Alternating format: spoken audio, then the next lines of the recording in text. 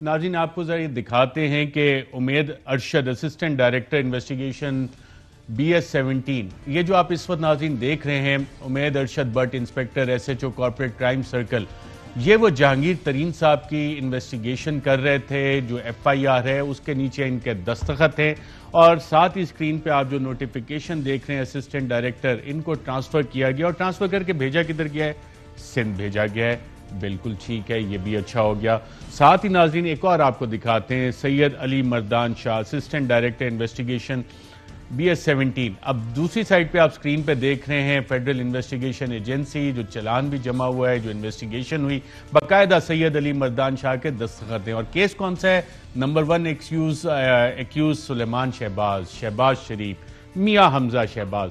तो fake account scandal जिसका कि आज भी वजीर आजम ने जिक्र किया। और इसकी अहमियत क्या होती है नाज़रीन आईओ की, मैंने आज चंद बुकला से इस हवाले से बात की, उनसे जानने की कोशिश की कि रूटीन का मामला होता है जनाब, पोस्टिंग ट्रांसफर होती है, हर महकमे में होती है, आईओ को भी अगर ट्रांसफर कर दिया जाए तो क्या फ़र्क पड़ता है? फ़र्क तो नहीं पड़ना चाहिए।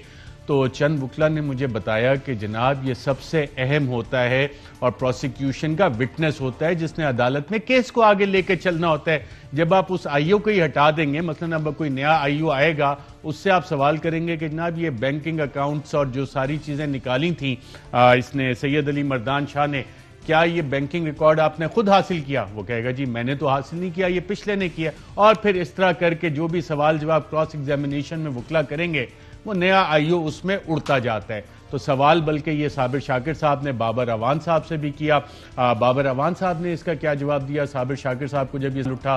तो आइए देखते हैं उन्होंने क्या कहा। आईओ की तब्दीली से क्या फर्क पड़ता है? क्योंकि आपको भी पता है, आईओ की तब्दीली से मैंने एक कोर्ट के अंदर, मैं कोर्ट का जिक्र नहीं करता, केस का भी जिक्र नहीं करता, मैं आपको मिसाल देता तो फर्क ये पड़ता है कि एक आईओ एक कोर्ट में जाता है, ट्रांजैक्शन है बैंक की, उससे पूछते हैं कि ये बैंक का कोई इसमें अमल दखल है, वो कहता है नहीं है, फिर ये होता है। क्या रिवर्स हो रहा है सारा कुछ? क्योंकि डाउट्स हैं चौधरी साहब। कोर्ट्स क्या करती है मुझे मालूम नहीं है, लेकिन गवर्नमेंट ने अपना काम कर दिया है। जी फरूक हबीब साहब, आप वजीर हैं, आप भी काफ़ी सारी रसीदें लिए फिर रहे हैं, आईओ बदलने से फ़र्क पड़ेगा? पहले तो अरशद शरीफ साहब आपका शुक्रिया कि आप जो प्राइम मिनिस्टर साहब जिस कमिटमेंट के साथ खड़े हैं, मीडिया भी यानी कि आप जैसे जो एंकर्स हैं ख़ास तौर के ऊपर, आप भी उस कमिटमेंट के साथ खड़े हैं। और यकीनन जो है वो करप्शन के ख़िलाफ़ जो है वो पूरा माशरा लड़ता है, किसी एक शख्स की जो है वो जिम्मेदारी नहीं है। यही बात आज वज़ीर आज़म ने कही। और अच्छी बात है कि आप जो है वो ऐसी चीज़ों को हाईलाइट भी करते हैं, इन चीज़ों के ऊपर सेंसिटिव भी होते हैं और हमेशा जो है इसके ऊपर आप सवालात भी उठाते हैं। जहाँ तक रही बात, आपने इन पर्टिकुलर ट्रांसफ़र्स के हवाले से बात की, तो यकीनन जो केसेस हैं वो केसेस जो है वो जारी रहेंगे, उसका अमल भी जारी रहेगा और जो लोग उससे मुंसलिक हैं वो भी जो है वहीं पर काम करेंगे। कोई जो है उस केसेस से, उन केसेस से जो है, क्योंकि ये इम्पॉर्टेंट है, उन केसेस के लिए इम्पॉर्टेंट है, ये लोग जो हैं उन केसेस के साथ जुड़े हैं। जिस तरह आपने कहा, आपने दुरुस्त कहा कि इन्होंने केसेस के ऊपर जो है वो काम किया है, ये उन केसेस के लिए इम्पॉर्टेंट हैं। इस अमल को जो है वो आगे बढ़ना है, इस अमल को जो है वो नहीं रोका जा सकता और उसको बिल्कुल जो है वो इसको रिविजिट किया जाएगा और आप देखेंगे कि ये लोग अपनी जगहों के ऊपर काम करें। State minister for information Farooq Habib साहब, वजीर साहब, मोहतरम वजीर साहब, आप कह रहे हैं कि ये जो आज नोटिफिकेशन निकला है, अगर मैं सही समझूं, ये रिवर्स होगा और ये लोग अपनी जगह पे काम करते रहेंगे? यकीनन देखें, जो लोग अपना काम कर रहे हैं और इन्होंने उसके ऊपर काम किया, खासतौर के ऊपर आपके इल्म में है जो केस है शहबाज शरीफ का, जिसके अंदर तो बड़ा ओपन एंड शट केस है कि 16 अरब रुपया का केस सामने आया, 17,000 ट्रांजेक्शंस हैं, 14 मुलाजमीन का मामला है।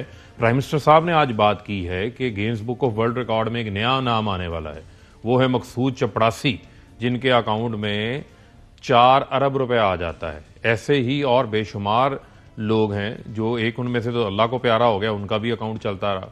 तो ये कैसे हो सकता है कि जिन लोगों ने उसके ऊपर काम किया हो और वो केस अदालत में चलान की जगह के ऊपर पहुंच जाए और उसको जो है उस अमल से हटा दिया सबमिट हुआ है, अदालती अभी पेशी होनी, और अक्सर आईओ जो है प्रोसिक्यूशन विटनेस बंद होता है। आपको याद है वाजिद जिया साहब भी प्रोसिक्यूशन विटनेस गए थे। ये जहां ये चीजें हैं, ये प्रोसेस जारी रहेगा और जो पॉलिसी है उस पॉलिसी के साथ खड़ा हुआ जाएगा।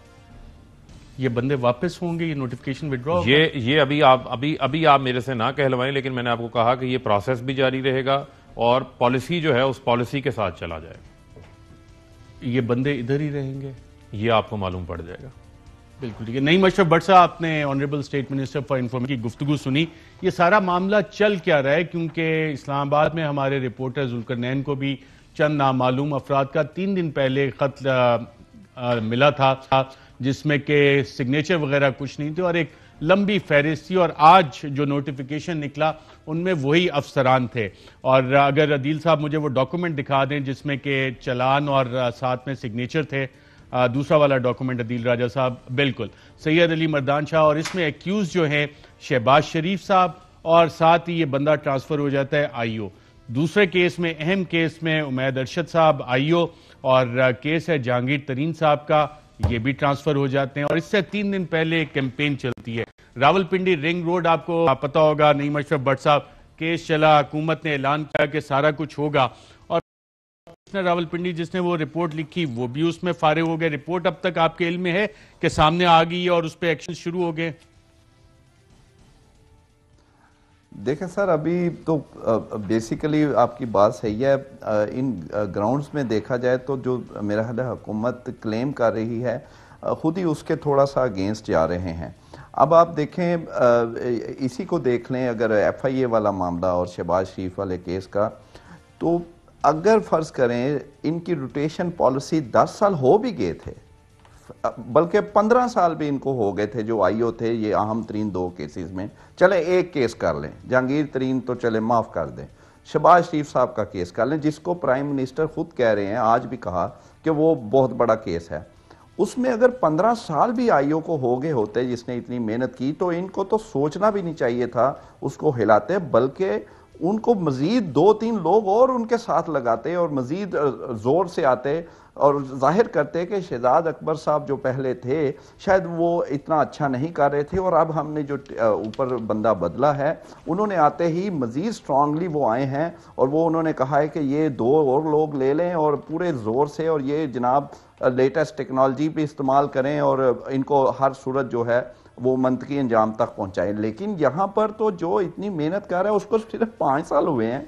अच्छा, वो तो हो गया एडिशनल। आपने बहुत अच्छी बात की कि आके तो अकाउंटेबिलिटी प्रोसेस ये स्ट्रेंथन होना चाहिए था, वहां पे लोगों को कम भी कर दिया गया। FIA लाहौर में जहां पे तमाम अहम मुकदमा चल रहे हैं, कितनी स्ट्रेंथ कम की गई है इन्वेस्टिगेशन साइड पे? जी, ये मैं उसी तरफ, बड़ा अच्छा सवाल आपने किया। रोटेशन पॉलिसी जो कि पिछले 1 साल से, ये जब नोटिफिकेशन हुआ 2021 में तो वो चल रहा था, उससे 50 से ज्यादा तकरीबन 56 ऑफिसर हैं जिनको सूबे से बाहर भेजा गया, और उनके बदले सिर्फ 22 ऑफिसर थे वो जो आए थे। अब इसमें ये अहम बात है, एक तो पहले ही कम हो गए, आधे हो गए, लेकिन आपने भेजे हैं उस पर आप ज्यादा जो है वो परेशानी है उनके लीडर को, बेसिकली डायरेक्टर जो खुद सारी मेहनत और देख रहे थे।